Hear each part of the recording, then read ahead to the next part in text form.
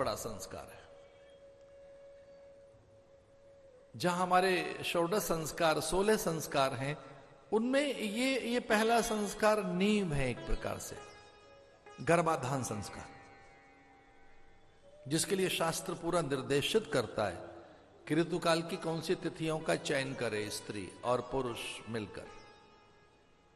ऋतुकाल के बाद में, ऋतु स्नान के बाद में जो मास क्रमानुसार जो तिथि और शरीर है कि एक मास पर्यंत चूंकि स्त्री में एक प्राकृतिक धर्म जागृत होता है, उसके मातृत्व की साकारता के लिए, उसके स्त्रीण की सिद्धि और पूर्णता के लिए, उसे वात्सल्य सुख मिले और ममत्व के आनंद से वो अभिभूत हो सके, इस निमित्त उसमें एक मासिक धर्म पैदा होता है।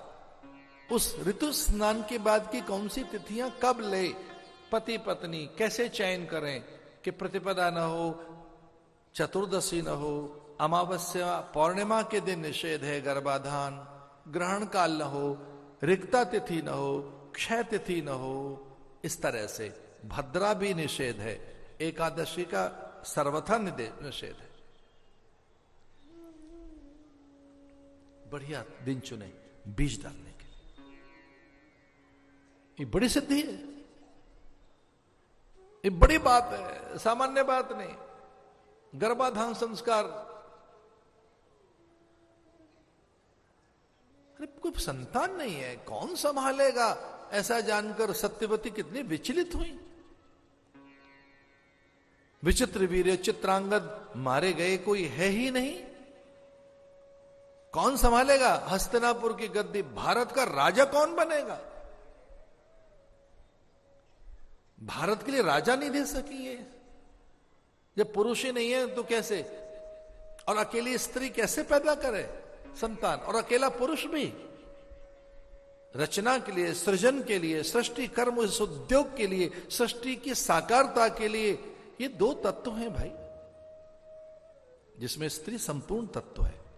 स्त्री संपूर्ण जाति का नाम है, इसको अन्यथा मत लेना। स्त्री की कोई जात नहीं होती, वो अपने में कंप्लीट है।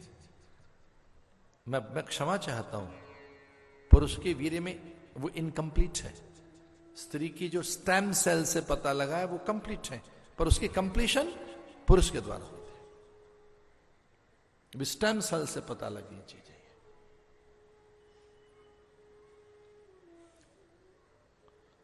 संतान नहीं है। मैंने से वेदव्यास का आह्वान किया, तू मेरा पुत्र है, भले ही ज्ञानी होगा, मैं आदेशित करती हूं, मैं घर की बड़ी हूं, बुजुर्ग हूं, मान्या हूं, मैं तेरी मां हूं, तू गुरु होगा, बड़ा होगा, ऋषि होगा, ज्ञानी होगा, मैं आदेशित करती हूं, नियोग कर, शासक दे। हमें संतानें चाहिए देश संभालने के लिए, उत्तम कोटि की।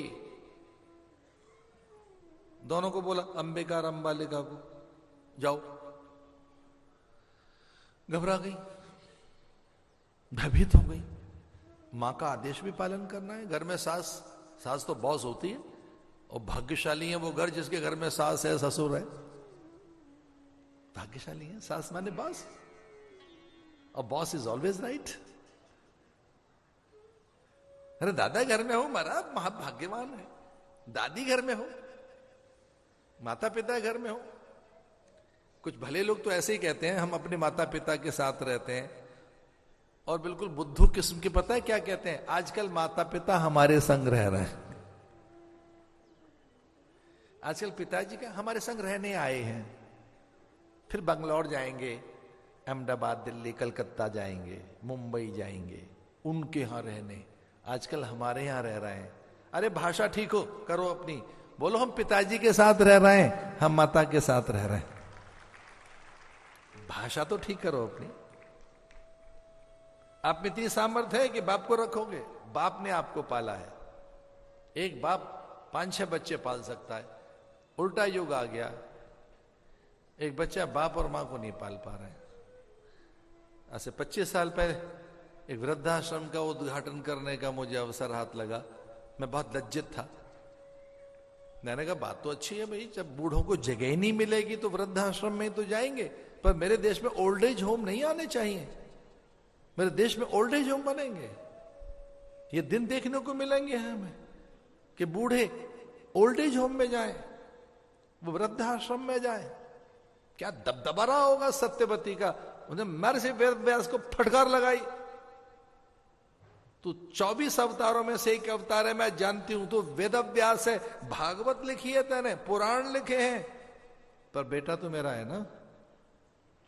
मैं अपनी मां होने का अधिकार उसका प्रयोग करूंगी। आज संतान चाहिए हमें। बेचारे हाथ जोड़कर खड़े हो गए, जो कहेगी करूंगा।